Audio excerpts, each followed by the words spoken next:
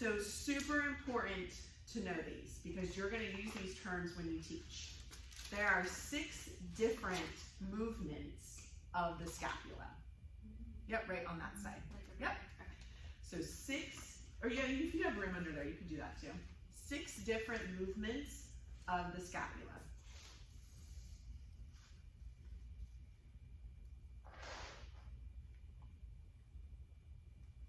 Okay. The first 2, they go in 2s, so 2, 4, 6, is elevation and depression.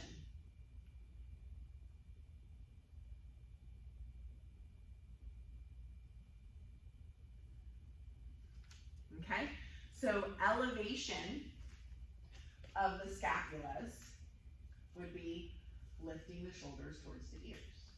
If you want to have like a sample, right? So elevation, see what happens to my scapulas. Depression is dropping the shoulders. Shoulder blades slide down the back. So elevation, depression, right?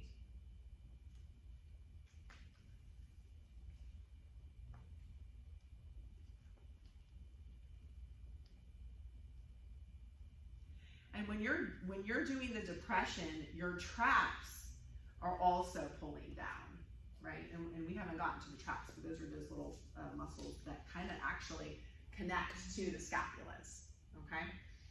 So in yoga, I'm constantly saying, draw the shoulder blades down the back, which is another term for depress the shoulder blades. But we don't say that because people aren't going to know what that is. You have to, I don't like saying this, but you got to kind of dumb it down a little bit, right? All right, so the second 2 are my favorites, protraction and retraction. And I teach this a lot in yoga because it's almost in all of our poses, especially protraction.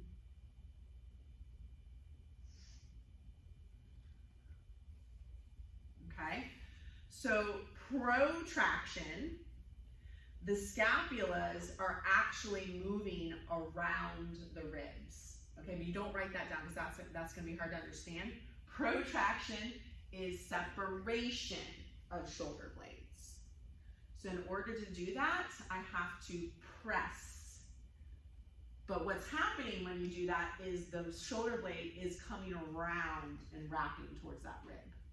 Okay, so where do we find protraction?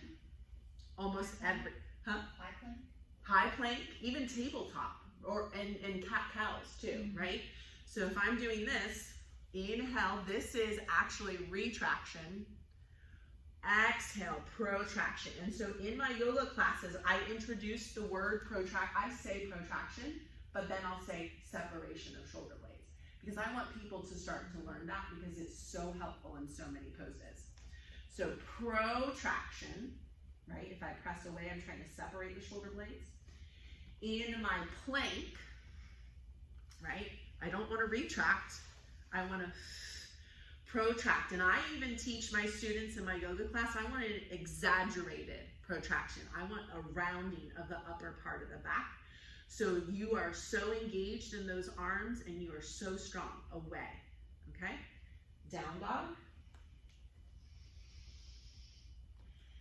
There is a little bit of what if I'm pressing depression, right? But this is also a protraction. I don't want to squeeze my shoulder blades in down dog. I want to press and separate the shoulder blades in down dog. So I teach them that too. Because a lot of people will kind of get it to where they kind of hunch their shoulders or the elbows are bent and now my shoulder blades are squeezing towards each other. If I firm and round the arms and press away from the mat, I'm starting to find that protraction. Okay? Good. And then, guess what? Handstands. Where am I going to start? Protraction. If I know that movement of the scapula, it's going to help me so much more understand what I need to do to start to kick up. I'm not going to kick up here, right? I'm going to kick up here. Okay? That's where I teach my clients for handstands. They have to firm and round and find that protraction, okay?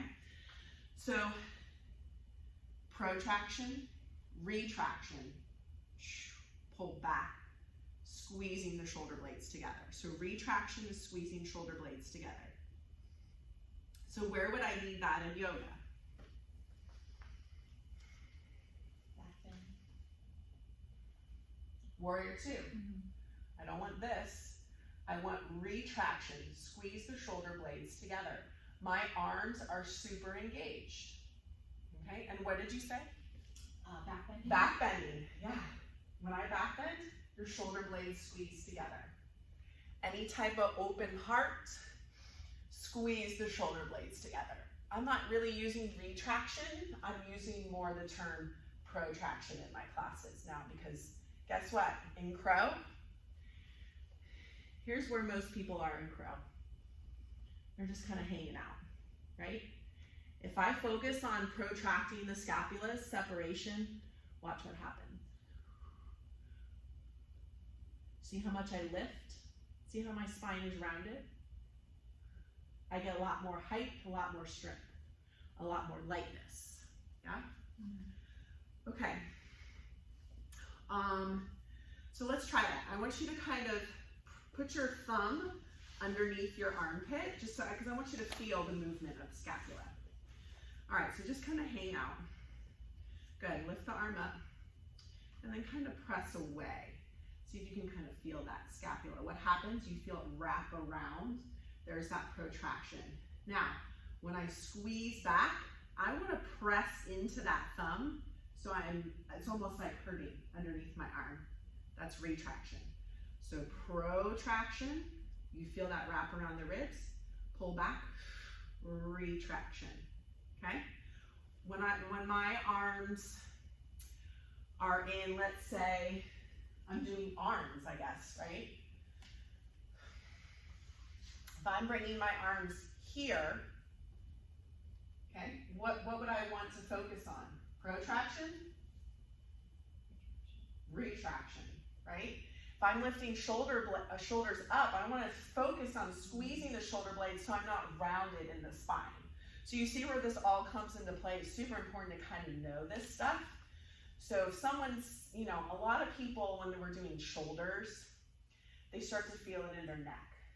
And mostly because they're not, when I lift and come down here, I'm pulling everything down, right?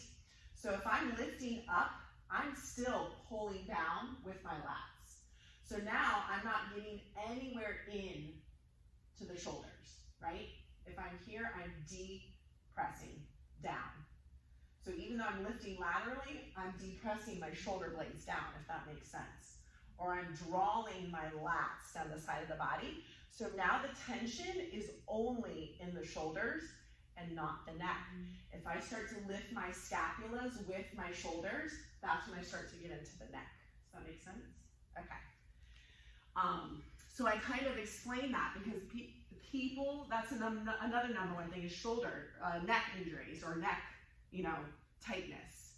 Okay, well, what are you doing to the shoulder blades when you're lifting arms? Are you drawing down or are you lifting the shoulder blades with it, right? Okay, then the last two are upward, which is lateral, so you can call it upward, lateral, and downward, which is medial.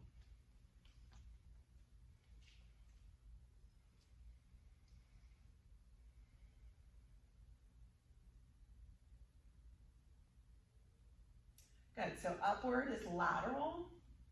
I'll kind of show you the scapulas. Lateral and down. Good, so when I bring my arms down, I'm pulling and squeezing down. I'm not just dropping, I'm engaging.